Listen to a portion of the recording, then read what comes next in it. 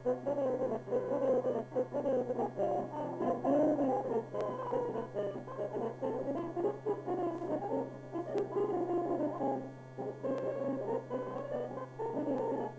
Sundown in San Diego.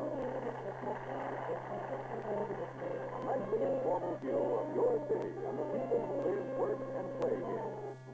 With your host, Frank Kerman.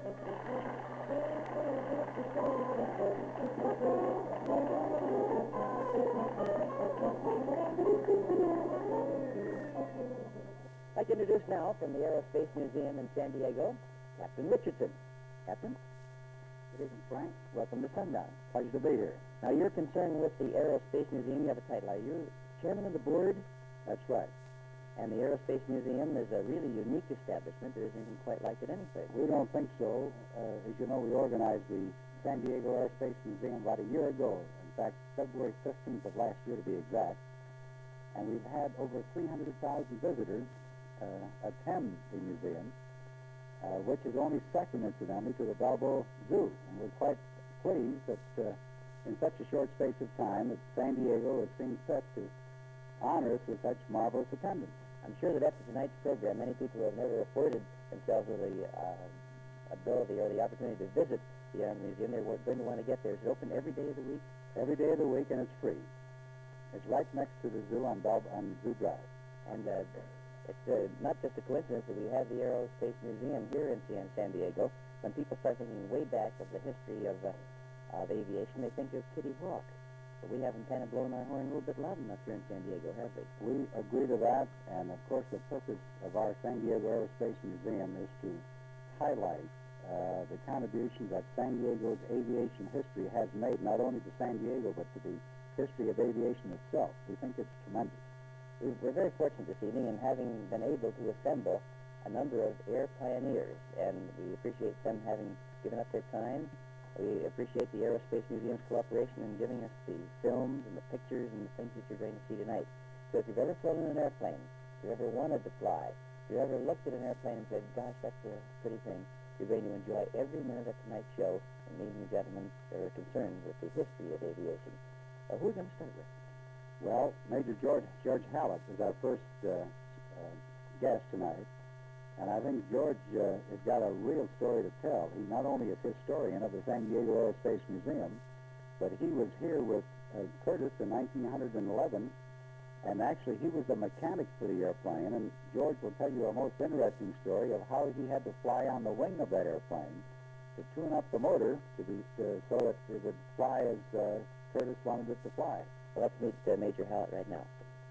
Thank you. Good evening, Major. My name is Frank Herman. Mr. Herman? Welcome to TV8, and I'm real pleased to have you and all these gentlemen with us this evening. The year that we're going to start talking about flying, what year is this, 1911? Well, yes, beginning of 1911. Why was North Island chosen as a spot for a Pioneer Airport? Well, Mr. Curtis could not carry on experiments on Lake Cayuga in New York in the wintertime. He wanted to be out here in this mild climate, and North Island was the only place available that didn't need any land leveling or anything like that, and had water smooth water next to the field, so he could both run a flying training school and carry on these interesting experiments which led towards flying off the water. I'll see if I'm correct. Aviation has been one of my hobbies for a long time. We're talking about Glenn Curtis. Glenn H. Curtis. He was one of the first people to think of seriously of aircraft, any kind of aircraft, in military terms, and the first one to have any kind of success in interesting the services. No, the first airplane was sold to the Army in 1908 by the Wright brothers. Didn't they have to go to France first to sell one, and then they sold one to our country? I believe that's true. Yes, I see that. Now, we're 3 years later, and Glenn Curtis enters the picture. Had he been associated with the Wright brothers in any way? No, he had not. Most definitely not. They were always divided, those two camps. And later, you know, there were bitter partnerships about that. But Mr. Curtis had tried to fly off Lake Cayuga with two canoes fastened under one of his land planes, and the canoes would not plane like a hydroplane boat, and therefore they couldn't get enough speed for the wings to lift it off the water.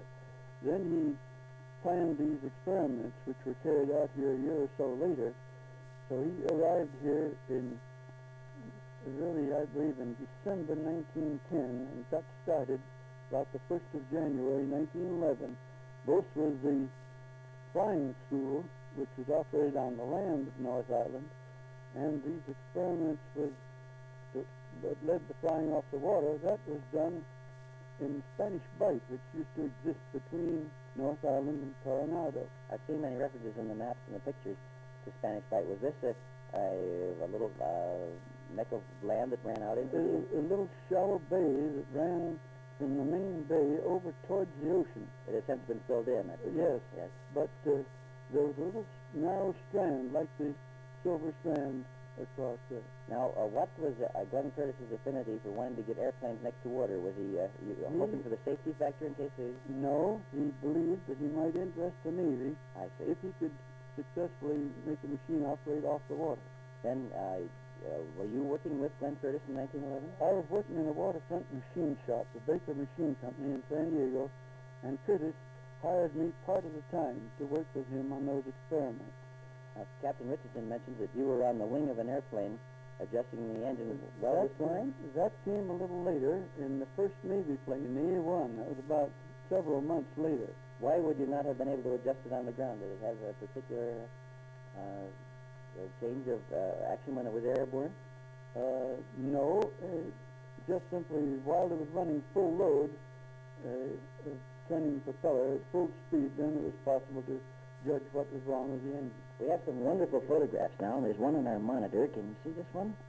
This looks like a group of students. Was it a flying school run by Glenn Curtis? That looks to be a bunch of students at North Island beside the land training plane. Would these students be civilians, or were they comprised of civilians and some service personnel? That's an interesting question.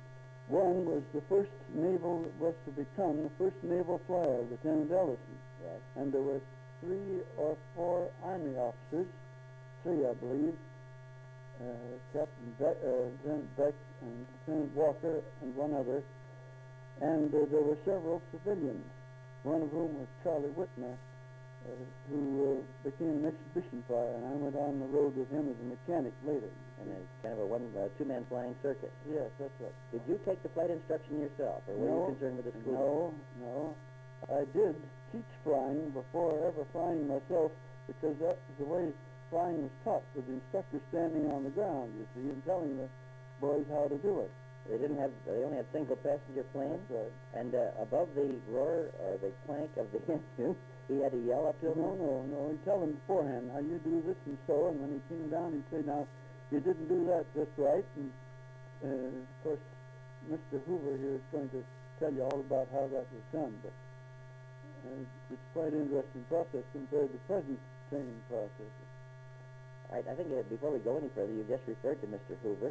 Can we meet the rest of the gentlemen that are assembled in our living room?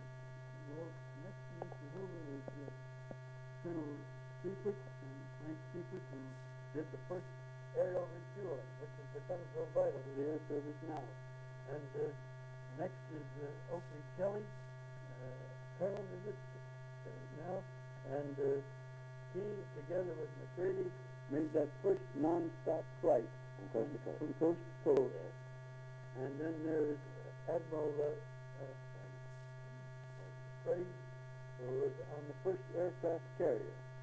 And Captain Richardson, we've met. Richardson, and Lieutenant Klein there. Klein, who was in the first Navy spotting group, I believe. And there's an interesting character. That's Captain Don Germerod, a wonderful test pilot who flew the replica we built here of the Navy's first hydroplane, the A-1, which I can tell you about when you're ready. All right, fine. Well, good. Welcome to Channel 8, gentlemen. The group of pioneers that we've been referring to ever since we started this session. And we got so interested that we almost failed to introduce everybody in our living room. We got into them one at a time. Now, we've taken up the matter of the flying school, and we've seen the pictures of the students. To keep things in chronological order, I believe we have several more pictures that you're concerned with, and then we take up with Mr. Hoover over here. Is that correct? I think that's right. I think you have those pictures of the experimental plane. Now, this experimental plane, and we had the flying school there with all those students. Approximately how many planes did Curtis have for his school? I think he had two at first.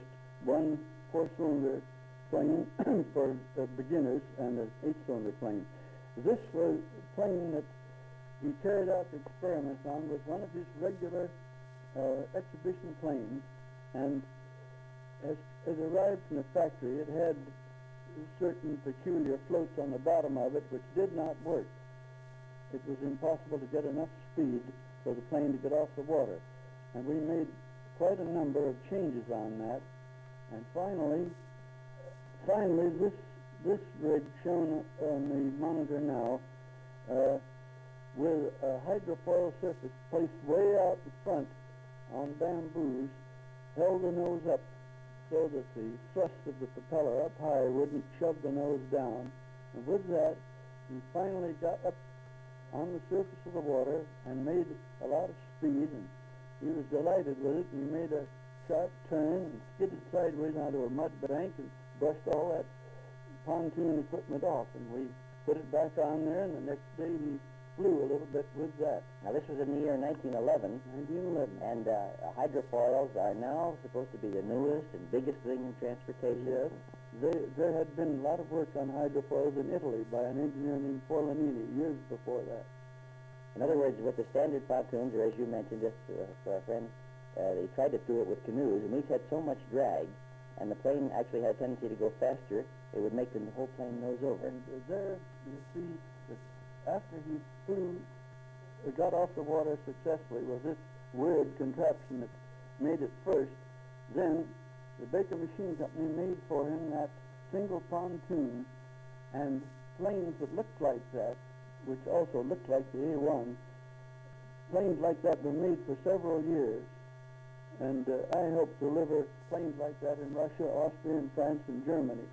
And then later, about a month later, he made an amphibian of it, which he called a triad, and he flew off the surface of Spanish Bight, landed on the beach at the Coronado Hotel and had lunch, and flew off the beach again and came back and landed on the water at Spanish Bight.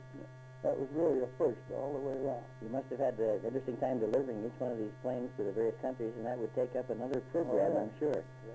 An exciting thing happened about this time. You'd heard of a maneuver with an airplane called the loop-to-loop. Did this come up now? It can, I think, very well come up now. I believe Mr. Hoover can tell you about that. Now, were you one of the students? And I was one of the early students in North.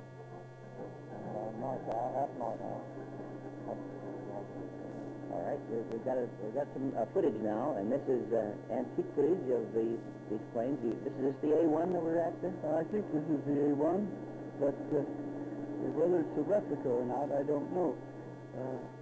I would like to tell you about the A-1 because there's been a great deal of confusion about that. Can I go ahead now? You go right ahead. See, that work that resulted in flying off the water was done in January 1911.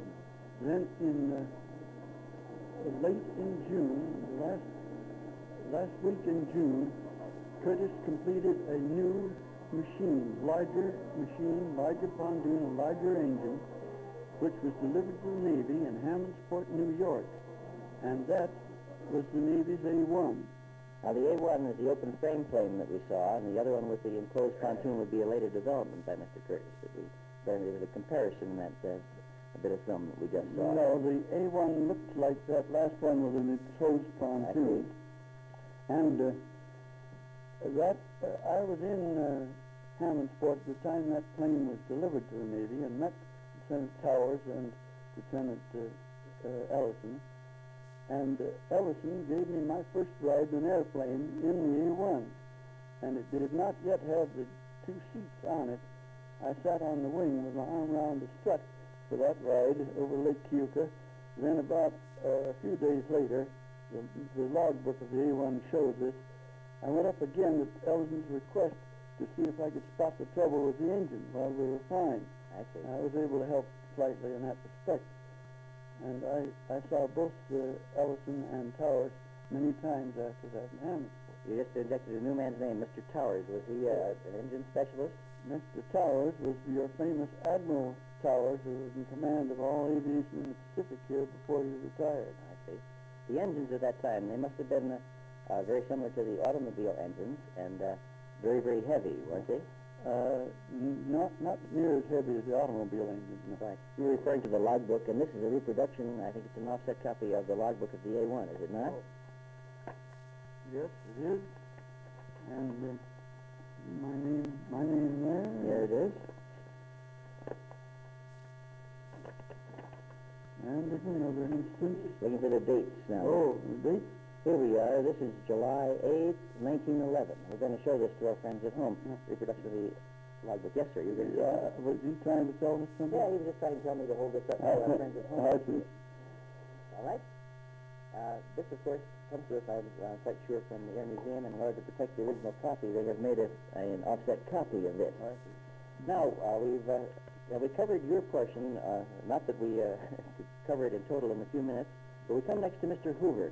How did you get interested in airplanes in North Island and Glen Curtis, and how did it all come about? Well, I became interested in aviation in 1910 after having seen the meet at the Mingus Field, and so I contacted various schools in England and France and also, and we'll get to that.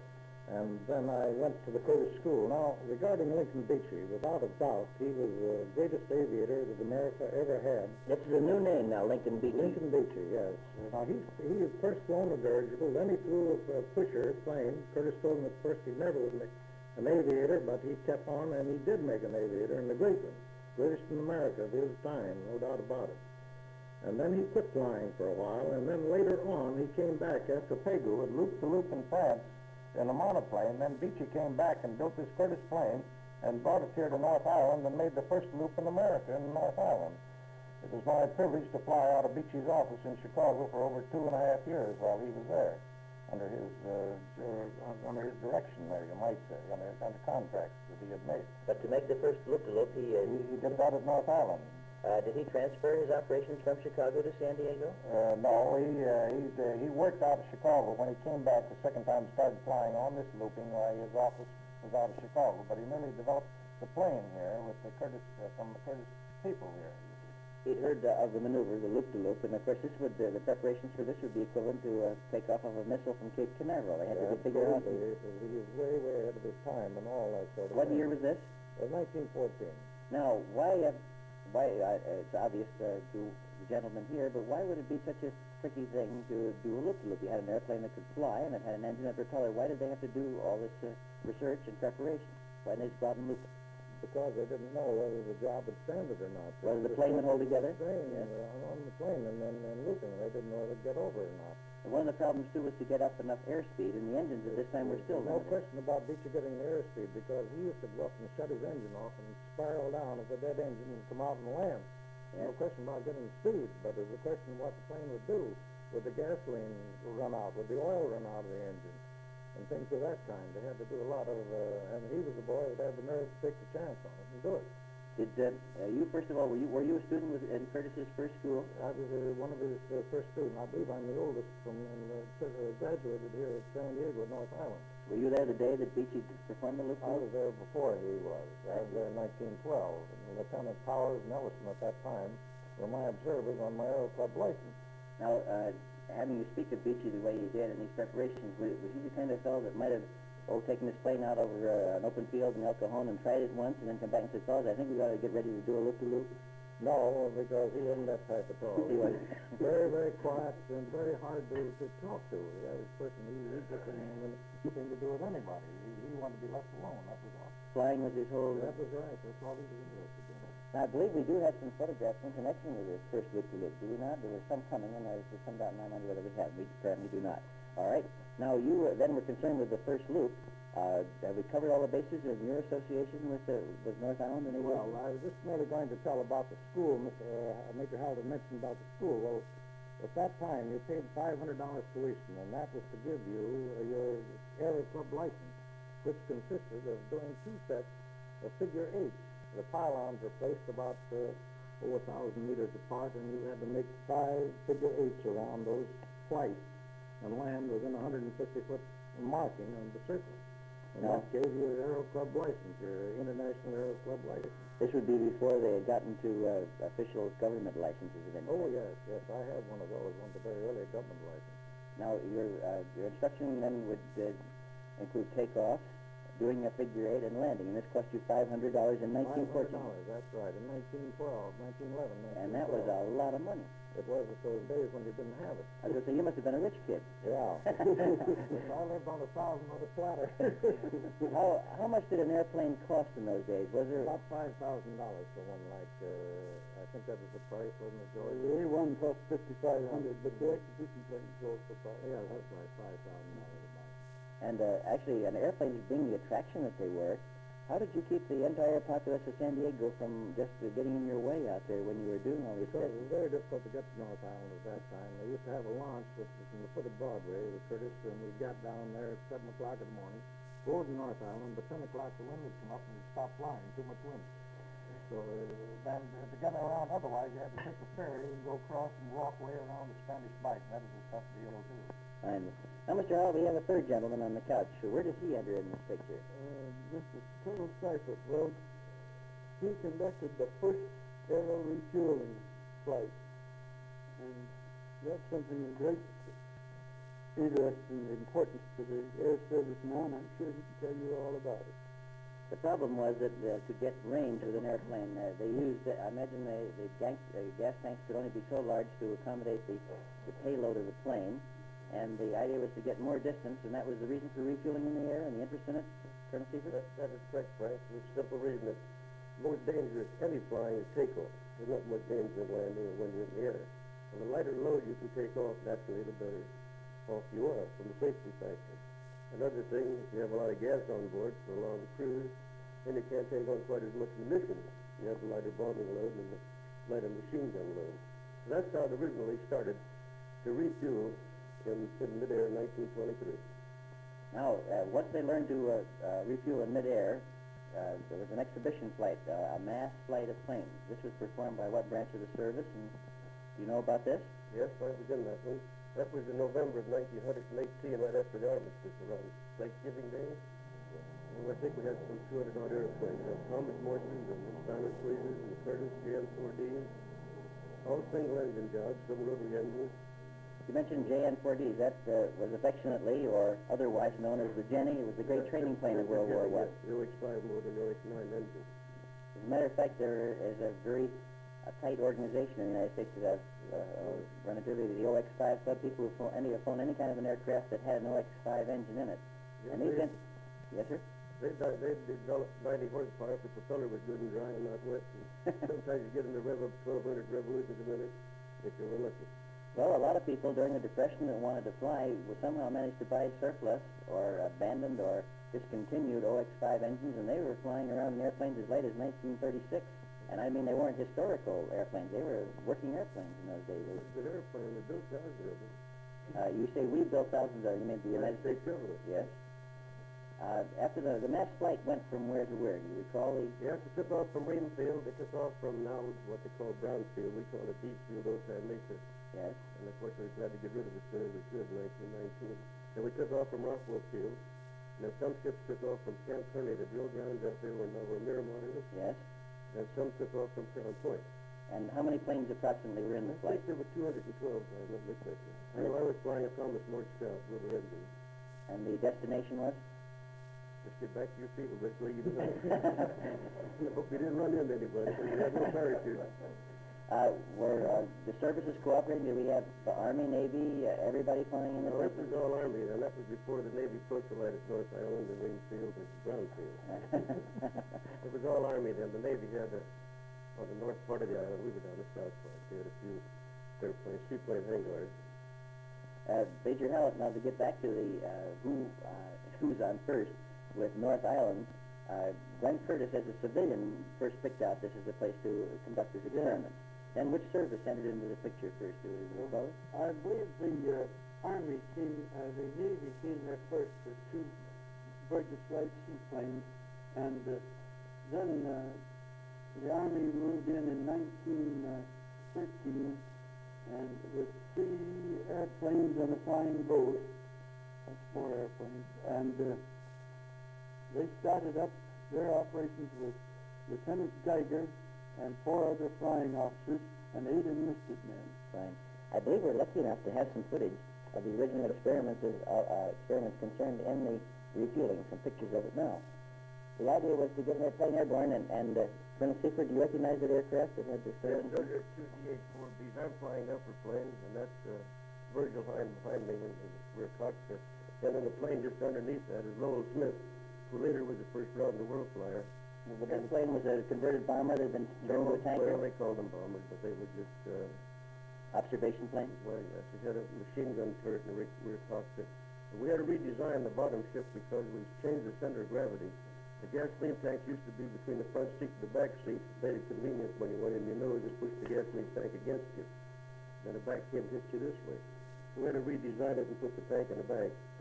So Ricky could reach up and get the hose. We had 3 12-foot lengths of hose. And we'd give them 50 gallons of gas in 2 minutes. The plane only held 70 gallons of gas. And while we were refueling, we flew off of the center section. We had a 20-gallon auxiliary tank in the upper wing. And made 37 contacts, and they stayed there 37 hours and a half and broke my friend Oakley Kelly and John McCready's record of endurance, but his was a different kind. He took off with a full load, and we took off and took the gas on it. Now, Major Hallett, we have Mr. Oakley Kelly sitting over there in the green chair. Where does he enter in the picture? Well, he was one of the 2 pilots on the first plane to ever make a non-stop flight from coast to coast. And it was quite a stunt, and took a lot of planning, and took really something to carry it out. I'm sure he can tell you all about it. What kind of equipment were you flying on this non-stop flight, Mr. Kelly? What kind of a plane?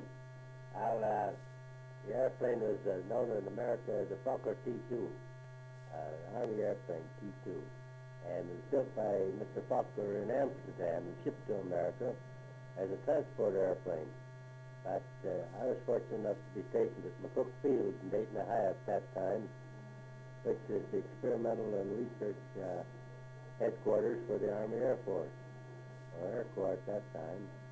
And you recognize these films? Can you see them? We have one camera that's exactly in the way. There we are. Now, they're wheeling this plane out, and you have a large cadre of men just pushing the plane out, Mr. Kelly. Yes, I see that crew there at McCook Field I mentioned, or here properly at North Island. Did you have to have that many men to push the plane out, or did they just want to be in the newsroom? Well, the tail, some of those airplanes on the ground when they're fully loaded weighed about 1,100 pounds, just the weight on the tail skid.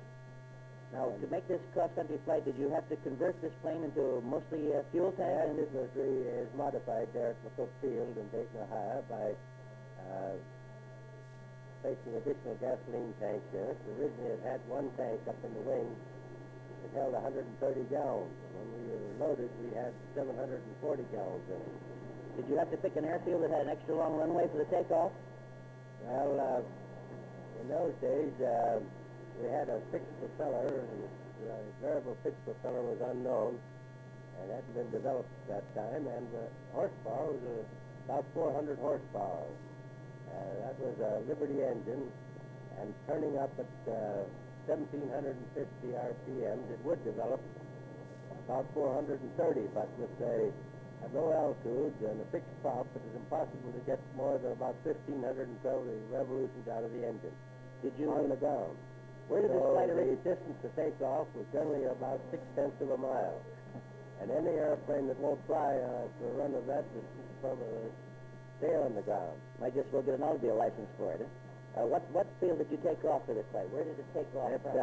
The first, well, there were several attempts. In fact, there were 2 attempts to make the transcontinental flight.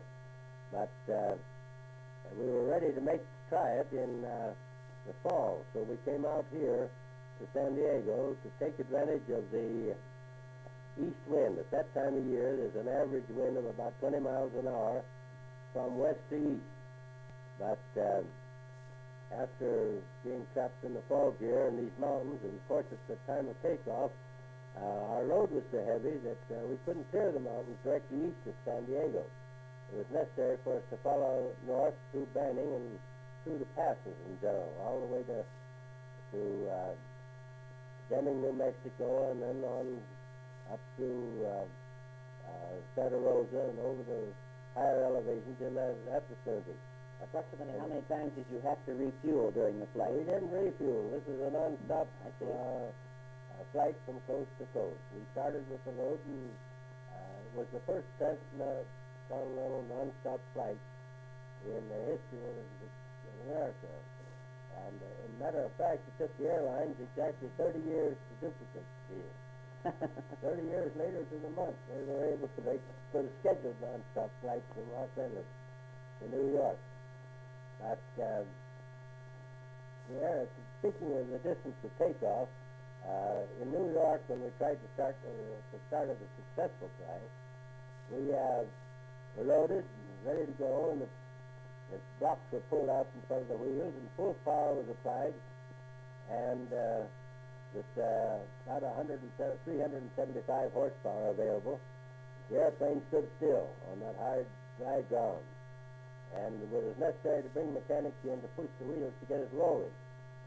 Later, Admiral Byrd used the same field, Roosevelt Field and Hazelhurst Field, the two adjoining fields.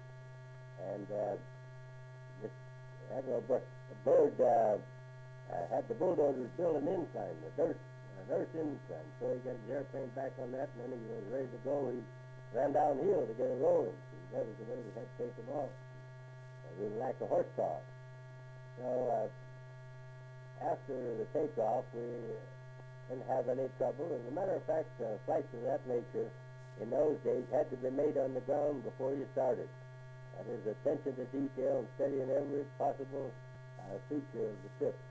The load available, the altitude to which the airplane go. And our airplane wouldn't climb to over 4,000 feet in 1 hour, and that is its absolute ceiling. And after takeoff, weighed 11,000 pounds at the time of takeoff. What about the nature of the fuel? I first started catching up with aviation in 1932. I should have free gas for life, because when I got back to Dayton, I found that we'd had very good success with this Western gasoline out here.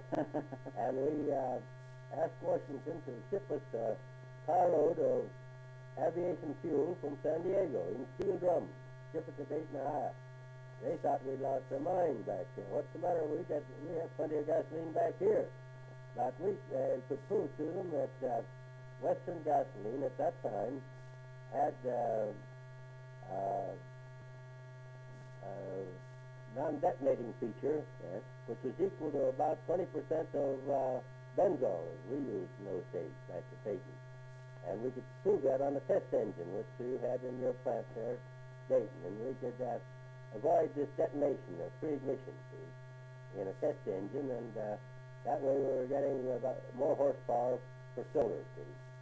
And we were able to, we managed to get the gasoline, and I think that was initially, well, I know it after that, one of the oil companies here in California plastered the country with non-detonating billboards, see. Yes. And so they shipped the gasoline to us, and we trucked it to New York from Dayton after we'd used some of it in Dayton.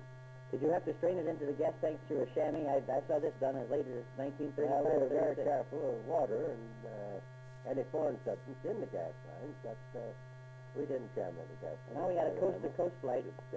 What about this mass flight around the world? Is there any gentlemen here that are connected with that at that time? No. All right. We're going to take up the matter of aircraft carriers and how they relate to San Diego and the great history of San Diego in the aircraft field, and how much fun and education you can get by visiting the Aerospace Museum here in San Diego. We're going to take time out now for just a moment to pay our rent, and we'll be back to talk some more and teach some more interesting films with these gentlemen. Thank you very much. Stay right here.